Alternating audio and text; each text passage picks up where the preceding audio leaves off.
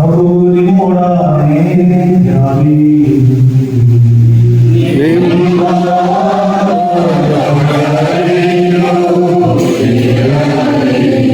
ಮತ್ತಾಯ ಬರೆದ ಪವಿತ್ರ ಶುಭ ಸಂದೇಶದಿಂದ ವಾಚನ.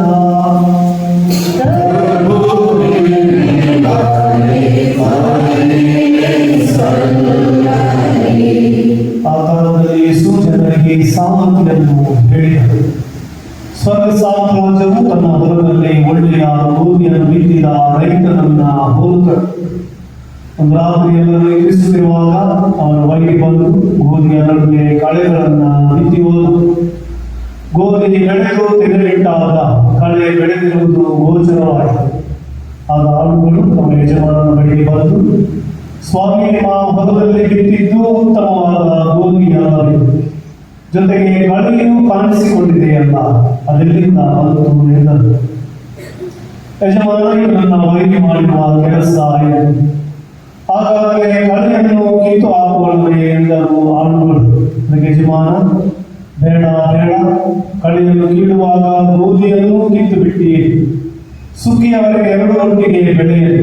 ಸುಗ್ಗಿಯ ಕಾಲದಲ್ಲಿ ಮೊದಲು ಕಳೆ ಕಿತ್ತು ಸುಟ್ಟು ಹಾಕಲು ಕಟ್ಟಿ, ಬಳಿಕ ಗೋಧಿಯನ್ನು ಒಕ್ಕಣೆ ಮಾಡಿ ನನ್ನ ಕಣಜಕ್ಕೆ ತುಂಬಿರಿ ಎಂದು ಕೊಯ್ಲುಗಾರನಿಗೆ ಹೇಳುತ್ತೇನೆ ಎಂದ. ಯೇಸು ಇನ್ನೊಂದು ಸಾಮರ್ಥ್ಯವನ್ನು ಹೇಳಿದರು. ಸ್ವರ್ಗ ಸಾಮ್ರಾಜ್ಯ ಸಾಸಿವೆ ಕಾಳನ್ನು ಹೋಲುತ್ತದೆ. ಈ ಕಾಳನ್ನು ತೆಗೆದುಕೊಂಡು ಹೋಗಿ ಅಡಿಪಾತನ ಹೊಲದಲ್ಲಿ ಬಿತ್ತಿತು. ಕಾಳುಗಳಲ್ಲಿ ಅತಿ ಸಣ್ಣದಾದ ಬಿತ್ತಿದಾಗ ಎಲ್ಲ ಸಸ್ಯಗಳಿಗಿಂತಲೂ ದೊಡ್ಡದಾಗಿ ಬೆಳೆದು ಮರವಾಗುತ್ತದೆ.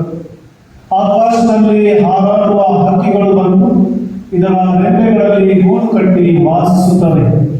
ಯೇಸು ಮತ್ತೊಂದು ಸಾಮರ್ಥ್ಯವನ್ನು ಜನರಿಗೆ ಹೇಳಿದರು.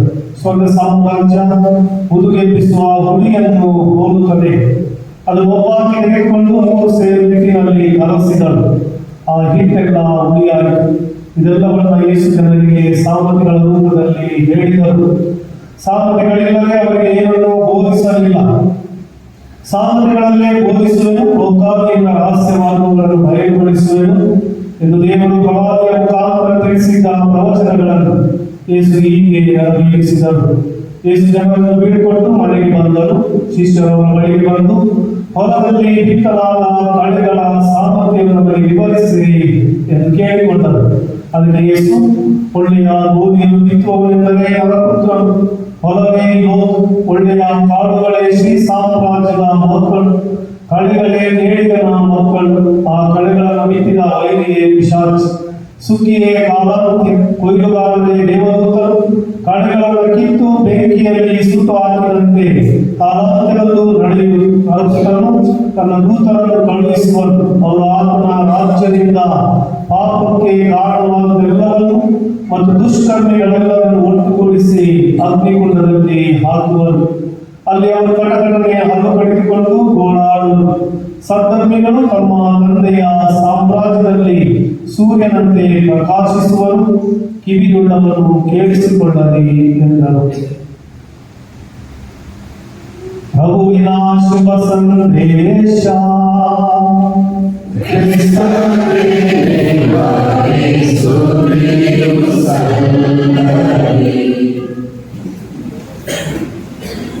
ಕ್ರಿಸ್ತರಲ್ಲಿ ಆತ್ಮೀಯ ಸಹೋದರ ಸಹೋದರಿಯರೇ, ಧರ್ಮೋಪದೇಶಕಾಂತಕ್ಕೆ 9 ವಾಕ್ಯದಲ್ಲಿ ನಾವು ಓದುತ್ತೇವೆ. ಮೋಶೆಗೆ ಇಸ್ರಾಯೇಲರಿಗೆ ಈ ರೀತಿ ನುಡಿಯುತ್ತಾರೆ, ಇಗೋ ನಿಮ್ಮ ಮುಂದೆ ಆಶೀರ್ವಾದಗಳನ್ನು, ಜೀವವನ್ನು, ಸಾವನ್ನು ಇಟ್ಟಿದ್ದೇವೆ. ಯಾವುದು ಬೇಕು ಅದನ್ನು ಆರಿಸಿಕೊಳ್ಳಿ. ನಿನ್ನ ಶುಭ ಸಂದೇಶದ ಸಾರಾಂಶ ಎಲ್ಲವೂ ಒಳಿತು ಕೆಡುಕುಗಳನ್ನ ನಿಮ್ಮ ಮುಂದೆ ಇಟ್ಟಿದ್ದೇನೆ. ಒಳಿತನ್ನು ನೀವು ಆರಿಸಿದ್ದಾದರೆ ದೇವರೊಂದಿಗೆ ಮತ್ತು ಪರದೊಂದಿಗೆ ನೀವು ಐಕ್ಯತೆಯಿಂದ ಇರಲು ಸಾಧ್ಯ. ಕೆಡುಕನ್ನು ಆರಿಸಿಕೊಂಡರೆ ನೀವು ನಾಶವಾಗುವುದು.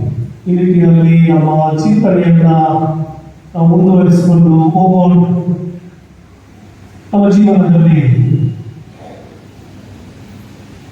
ಯಾವಾಗಲಾದರೂ ಒಮ್ಮೆ ಒಬ್ಬ ವ್ಯಕ್ತಿಯ ಬಗ್ಗೆ ಕೆಟ್ಟ ಚಿಂತನೆ ಆಲೋಚನೆಯನ್ನು ಮಾಡಿ ಕೆಲವು ಸಮಯವಾದ ನಂತರ ಆ ಆಲೋಚನೆ ಕೆಟ್ಟದಾದ ಸರಿಯಾದಲ್ಲ ಎಂದು ನಮಗೆ ಅನಿಸಿದೆ. ನಮ್ಮ ಜೀವನದಲ್ಲಿ ಒಮ್ಮೆಯಾದರೂ ಒಬ್ಬ ವ್ಯಕ್ತಿಯ ಬಗ್ಗೆ ಒಂದು ತೀರ್ಪನ್ನ ನೀಡಿ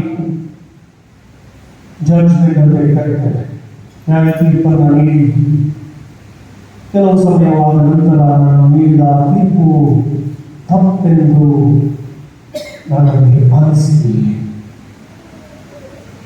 ಇರುವಾಗ ಒಬ್ಬ ವ್ಯಕ್ತಿಯ ಹೊರನೋಟವನ್ನ ನೋಡಿದರೆ ಆತನ ಆಂತರ್ಯವನ್ನ ಹೃದಯವನ್ನ ಅರಿತುಕೊಳ್ಳಲು ನಾನು ವಿಫಲನಾಗುತ್ತೇನೆ. ಬಾಹ್ಯ ಸೌಂದರ್ಯವನ್ನ ನೋಡಿದ ನಾನು ಆಂತರಿಕ ಸೌಂದರ್ಯವನ್ನ ಅರಿತುಕೊಳ್ಳಲು ಎಂದಿಗೂ ಸಾಧ್ಯವಿಲ್ಲ. ಈ ನಿಟ್ಟಿನಲ್ಲಿ ನಾವು ಅವಸರ ಪಡಬಾರದು ಎಂಬುದನ್ನು ಇದರ ಶುಭ ಸಂದೇಶದಲ್ಲಿ ಯೇಸು ಸ್ವಾಮಿ ಈ ಸಾಮಗ್ರಿಯ ಮೂಲಕ ನಮಗೆ ತಿಳಿಸ ಬಯಸುತ್ತಾರೆ. ಗೋಧಿ ಮತ್ತು ಕಳೆಗಳು ಸಣ್ಣದಾಗಿ ಬೆಳೆಯುವಾಗ ಒಂದೇ ತೆರದಲ್ಲಿ ಕಾಣುತ್ತವೆ. ಆದರೆ ಅದು ಬೆಳೆದು ತೆನೆ ಬಿಟ್ಟಾಗ ಮಾತ್ರ ಗೋಧಿ ಯಾವುದು ಕಳೆ ಯಾವುದು ಎಂಬುದು ನಮಗೆ ಅರಿವಾಗುತ್ತದೆ. ಈ ನಿಟ್ಟಿನಲ್ಲಿ ನಾವು ನಮ್ಮ ಬಗ್ಗೆ ಏನನ್ನ ಯೋಚಿಸುತ್ತೇವೆ? ನಾವು ಒಳ್ಳೆಯವರು, ನಾವು ಕೆಟ್ಟವರು. ನಮ್ಮಲ್ಲಿ ಒಳ್ಳೆಯತನವೂ ಇದೆ, ಕೆಟ್ಟತನವೂ ಕೂಡ ಇದೆ. ಹೀಗಿರಬೇಕಾದರೆ ದೇವರಿಗೆ ಮಾತ್ರ ತಿಳಿದಿದೆ ಯಾವುದು ಒಳ್ಳೆಯದು ಕೆಟ್ಟದ್ದು. ಹಾಗಾಗಿ ಇದರ ಕೀರ್ತನೆಯಲ್ಲಿ ನಾವು ಆಲಿಸಿದೆವು, ನಮ್ಮ ದೇವರು ದಯಾಳು, ಕೃಪಾಪೂರಿತನು, ಕ್ಷಮೆಯನ್ನು ನೀಡುವವನು, ನಮ್ಮನ್ನು ಪ್ರೀತಿಸುವವನು, ನಮ್ಮನ್ನ ಮುನ್ನಡೆಸುವವನು. ಹಾಗಾಗಿ ನಾವು ಹೇಗಿದ್ದೇವೆ ಅದು ದೇವರಿಗೆ ಮಾತ್ರ ಗೊತ್ತಿದೆ. ಹಾಗಾಗಿ ನೀನು ಸಾವಧಾನವಾಗಿರು, ಸಮಾಧಾನವಾಗಿರು, ಸಹನೆಯಿಂದ ಇರು. ಯಾರಿಗೂ ಯಾವುದೇ ಕ್ಷಣದಲ್ಲಿ ತೀರ್ಪನ್ನ ನೀಡಲು ಹೋಗಬೇಡ. ಒಂದು ಶ್ರೇಷ್ಠವಾದ ನಿದರ್ಶನೆ ನಮ್ಮ ಯಾಜಕರ ಪಾಲಕರಾದ ಸಂತ ಜಾನ್ ಮೇರಿ ವಿಯಾನಿ 1776 ಇಸ್ವಿಯಲ್ಲಿ ಫ್ರಾನ್ಸ್ ದೇಶದ ಲಯನ್ಸ್ ಎಂಬ ನಗರದ ಪಕ್ಕದಲ್ಲಿ ಜನಿಸಿ ಬಂದ ಇವರು ಒಂದು ಉತ್ಕಟ ಆಸೆಯನ್ನ ಹೊಂದಿದ್ದರು. ನಾನು ಒಬ್ಬ ಗುರುವಾಗಬೇಕು, ನಾನು ಯೇಸು ಕ್ರಿಸ್ತರ ಈ ಬಲಿಯನ್ನು ಅರ್ಪಿಸಬೇಕು, ಯೇಸು ಕ್ರಿಸ್ತರ ಶುಭ ಸಂದೇಶವನ್ನ ಸಾರಬೇಕು. ಹಾಗಾಗಿ ಅವರು ಗುರುಮಠವನ್ನ ಸೇರುತ್ತಾರೆ. ಜೀವನ ಅಷ್ಟು ಸುಲಭವಾಗಿರಲಿಲ್ಲ. ಅಲ್ಲಿ ವಿವಿಧ ಭಾಷೆಗಳನ್ನು ಕಲಿಯಬೇಕಿತ್ತು, ಲ್ಯಾಟಿನ್ ಕಲಿಯಬೇಕಿತ್ತು, ಲ್ಯಾಟಿನ್ ಕಬ್ಬಿಣದ ಕಳಲೆಯಾಗಿತ್ತು. ಎಲ್ಲ ವಿಷಯಗಳಲ್ಲಿ ಅವರು ಫೇಲ್ ಆದರು. ಅವರ ಸಹಪಾಠಿಗಳವರನ್ನ ತಮಾಷೆ ಮಾಡಿದ್ರು, ಗೇಲಿ ಮಾಡಿದ್ರು, ನೀವು ಪ್ರಯೋಜನಕ್ಕೆ ಬಾರದವ. ಹಾಗಾಗಿ ಅಂತಿಮವಾಗಿ ಅವರ ರಿಪೋರ್ಟ್ ವರದಿಯನ್ನ ಧರ್ಮಾಧೀಶರಿಗೆ ಕಳುಹಿಸಲಾಯಿತು. ಆ ವರದಿಯನ್ನು ನೋಡಿದ ಧರ್ಮಾಧೀಶರು ಜಾನ್ ಮೇರಿ ವಿಯಾನಿಯನ್ನು ನೋಡಿ ಈ ರೀತಿ ಉದ್ಗರಿಸಿದರು, ಜಾನ್ ಮೇರಿ ವಿಯಾನಿ, ನಿನ್ನ ತಲೆಯಲ್ಲಿ ಏನೂ ಇಲ್ಲ, ನೀನು ಒಂದು ಕತ್ತೆ, ಯೋಗ್ಯನಲ್ಲ ಯಾಜಕ ದೀಕ್ಷೆಗೆ. ಆ ಸಂದರ್ಭದಲ್ಲಿ ಜಾನ್ ಮೇರಿ ವಿಯಾನಿ ಅವರು ನುಡಿದ ಮಾತುಗಳು ಬಹಳ ಅರ್ಥ ಗರ್ಭಿತವಾದವು. ಮಹಾಸ್ವಾಮಿಗಳೇ, ಹಳೆಯ ಒಡಂಬಡಿಕೆಯಲ್ಲಿ ನಾವು ಓದುತ್ತೇವೆ, ಸಂಸೋನ ಸತ್ತ ಕತ್ತೆಯ ದವಡೆಯನ್ನು ಬಳಸಿ ಸಾವಿರಾರು ಫಿಲಿಸ್ಟಿಯರನ್ನು ಕೊಲ್ಲಲು ಸಾಧ್ಯವಾದರೆ ಈ ಜೀವಂತ ಕತ್ತೆಯನ್ನ ದೇವರು ಬಳಸಿ ಎಷ್ಟೊಂದು ಮಹತ್ ಕಾರ್ಯ ಮಾಡಲು ಶಕ್ತರು. ಈ ಮಾತುಗಳನ್ನು ಆಲಿಸಿದೆ ಧರ್ಮಾಧೀಶರು ಜಾನ್ ಮೇರಿ ವಿಯಾನಿ ಅವರಿಗೆ ಯಾಜಕ ದೀಕ್ಷೆಯನ್ನು ನೀಡಿದರು ಮತ್ತು ಫ್ರಾನ್ಸಿನ ಆರ್ಸ್ ಎಂಬ ಗ್ರಾಮಕ್ಕೆ ಅವರನ್ನು ಕಳುಹಿಸಿದರು. ಅಲ್ಲಿ ಈ ಯಾಜಕ ದೇವರ ಶಕ್ತಿಯಿಂದ ಮಹತ್ ಕಾರ್ಯಗಳನ್ನ ಮಾಡಿದರು. ಒಬ್ಬ ಅಬಲನಾದ ಮನುಷ್ಯ ದೇವರ ಕೈಯಲ್ಲಿ ಶ್ರೇಷ್ಠ ವ್ಯಕ್ತಿಯಾಗಿ ಕಂಗೊಳಿಸಿದ. ಹಾಗಾಗಿ ನಾವು ನ್ಯಾಯ ನಿರ್ಣಯ ಕೊಡಲು ಶಕ್ತರೇ. ನಾವು ಯಾವತ್ತೂ ಒಬ್ಬ ಮನುಷ್ಯನನ್ನ ನೋಡಿ ಇವನು ಅಂತವನು ಇಂಥವನು ಅಂತೇಳಿ ಹೇಳಬಾರದೆಂಬುದಾಗಿ ಯೇಸು ಸ್ವಾಮಿ ನಮಗೆ ಇದು ಎಚ್ಚರಿಕೆಯನ್ನ ಕೊಡ್ತಾ ಇದ್ದಾರೆ. ಈ ನಿಟ್ಟಿನಲ್ಲಿ ನಾವು ಯಾವ ರೀತಿ ಜೀವಿಸುತ್ತಾ ಇದ್ದೇವೆ, ನಮ್ಮ ದಿನನಿತ್ಯದ ಜೀವನವನ್ನು ಅವಲೋಕಿಸಿ ನೋಡೋಣ. ಒಬ್ಬ ವ್ಯಕ್ತಿ ಆತ ಒಳ್ಳೆಯ ಕೆಲಸವನ್ನು ಮಾಡುತ್ತಾ ಇದ್ದಾನೆ, ಆತ ನನಗೆ ಆಗದಿದ್ದರೆ ನಾನು ಆತನನ್ನು ಜೀವಂತವಾಗಿ ನಾಶ ಮಾಡಲು ಪ್ರಯತ್ನಿಸುತ್ತೇನೆ. ಆತ ಸ್ಟ್ರೈಟ್ ಫಾರ್ವರ್ಡ್, ಆತ ಯಾವುದೇ ಪಾರ್ಶಾಲಿಟಿ ಇಲ್ಲ, ಆದರೆ ನನಗೆ ಆಗುವುದಿಲ್ಲ ಎಂಬ ಕಾರಣಕ್ಕೆ ಆತನನ್ನು ಮುಗಿಸಲು ನಾವು ಪ್ರಯತ್ನಿಸುತ್ತೇವೆ. ಅಷ್ಟು ಮಾತ್ರವಲ್ಲ, ಒಬ್ಬ ವ್ಯಕ್ತಿ ಇನ್ನೊಬ್ಬ ವ್ಯಕ್ತಿಯ ಬಗ್ಗೆ ಸುಳ್ಳನ್ನೇ ಹೇಳುತ್ತಿದ್ದಾನೆಂದರೆ ಆ ಸುಳ್ಳು ನನಗೂ ಕೂಡ ಗೊತ್ತಿದೆ, ಆದರೂ ನಾನು ಕೂಡ ಜೊತೆ ಸೇರಿ ಆ ವ್ಯಕ್ತಿಯ ಬಗ್ಗೆ ಕೆಟ್ಟದಾಗಿ ಮಾತನಾಡುತ್ತೇನೆ. ಮೂರನೆಯದಾಗಿ, ನಾನು ಸತ್ಯ ಗೊತ್ತಿದ್ದರೂ ಕೆಲವೊಮ್ಮೆ ಬಾಯಿ ತೆರೆಯದೆ ಮೌನವಾಗಿ ಇರುತ್ತೇನೆ. ಈ ನಿಟ್ಟಿನಲ್ಲಿ ಯೇಸು ಸ್ವಾಮಿ ಇವತ್ತು ನಮಗೆ ಹೇಳಲಿಕ್ಕೆ ಬಯಸುತ್ತಾರೆ, ನೀನು ಪರರ ಬಗ್ಗೆ ಬೆರಳನ್ನ ತೋರಿಸಬೇಡ. ನೀನು ಯೋಗ್ಯನು, ನೀನು ಶ್ರೇಷ್ಠನು, ನೀನು ಪರಿಪೂರ್ಣನು. ನಾವು ಅನೇಕ ಬಾರಿ ಈ ಪ್ರಶ್ನೆಯನ್ನ ಕೇಳಿದ್ದೆ. ಆದರೆ ಮತ್ತಾಯ ಶುಭ ಸಂದೇಶದಲ್ಲಿ ಅಧ್ಯಾಯ 5 ವಾಕ್ಯ 45ರಲ್ಲಿ ನಾವು ಓದ್ತೇವೆ, ದೇವರು ಸಜ್ಜನರ ಮೇಲೂ ದುರ್ಜನರ ಮೇಲೂ ಸೂರ್ಯನು ಉದಯಿಸುವಂತೆ ಮಾಡುತ್ತಾರೆ, ನೀತಿವಂತರ ಮೇಲೂ ಅನೀತಿವಂತರ ಮೇಲೂ ಮಳೆಗರೆಯುತ್ತಾರೆ. ಹಾಗಾಗಿ ನಿನ್ನನ್ನು ಪ್ರೀತಿಸುವವರನ್ನು ಮಾತ್ರ ನೀನು ಪ್ರೀತಿಸಿದರೆ ಏನು ಫಲ? ನಿನ್ನನ್ನು ದ್ವೇಷಿಸುವವರನ್ನು ನೀನು ಪ್ರೀತಿಸುವವನು ಆಗಬೇಕು. ಹಾಗಾಗಿ ಈ ನಿಟ್ಟಿನಲ್ಲಿ ನೀನು ಪ್ರಯತ್ನಿಸಿದೆ, ಆದರೆ ನೀನು ಕೂಡ ತಪ್ಪಿತಸ್ಥನೇ. ನಿನ್ನಲ್ಲಿ ಒಳ್ಳೆಯತನ ಇದೆ, ನಿನ್ನಲ್ಲಿ ಕೆಟ್ಟತನ ಇದೆ. ಹಾಗಾಗಿ ನೀನು ಒಳ್ಳೆಯನಾಗಿ ಬಾಳಬೇಕಾದರೆ ಈತನರ ಬಗ್ಗೆ ಗಮನ ಹರಿಸುವುದನ್ನ ಬಿಟ್ಟು.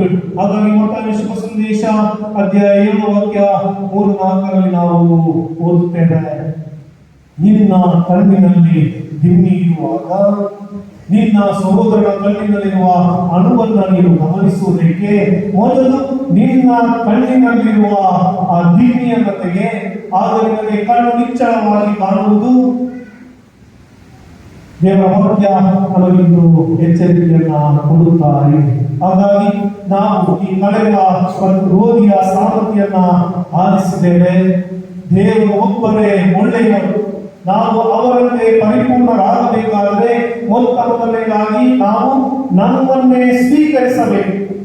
ನಮ್ಮನ್ನೇ ಸ್ವೀಕರಿಸಿದಾಗ ದೇವರು ನಮ್ಮ ಬಾಳಿನ ಮೂಲಕ ಮಹತ್ ಕಾರ್ಯಗಳನ್ನ ಎಸಗುತ್ತಾರೆ. ನಾವು ನೋಡುತ್ತೇವೆ ಹೊಸ ಒಡಂಬಡಿಕೆಯಲ್ಲಿ, ಅದರಲ್ಲೂ ಮುಖ್ಯವಾಗಿ ಅಪೊಸ್ತಲರ ಕಾರ್ಯಕಲಾಪಗಳಲ್ಲಿ ಯೇಸುವಿನ ನಾಮವನ್ನು ಈ ಲೋಕದಿಂದಲೇ ನಾನು ನಾಶ ಮಾಡುತ್ತೇನೆ ಎಂದು ಹೊರಟ ಸೌಲ ಯೇಸುವಿನ ಸ್ಪರ್ಶದಿಂದ ಪೌಲನಾಗಿ ಮಾರ್ಪಟ್ಟು ನನ್ನ ಬಾಳಿನಲ್ಲಿ ಜೀವಿಸುವುದು ನಾನಲ್ಲ, ಯೇಸುವೇ ನನ್ನಲ್ಲಿ ಜೀವಿಸುತ್ತಾನಲ್ಲ ಎಂಬ ಸತ್ಯವನ್ನು ಪ್ರಕಟಪಡಿಸಲು ಸಾಧ್ಯವಾಯಿತು. ಹಾಗಾಗಿ 2ನೇ ವಾಕ್ಯದಲ್ಲಿ ಅವರು ಬರೆಯುತ್ತಾರೆ, ರೋಮರಿಗೆ ಬರೆದ ಪತ್ರ ಅಧ್ಯಾಯ 8 ವಾಕ್ಯ 26ರಿಂದ ನಾವು ಓದಿದೆವು, ನಾವು ಹೇಗೆ ಪ್ರಾರ್ಥಿಸಬೇಕು, ಯಾವುದಕ್ಕಾಗಿ ಪ್ರಾರ್ಥಿಸಬೇಕೆಂಬುದನ್ನು ಅರಿಯದವರಾಗಿದ್ದೇವೆ.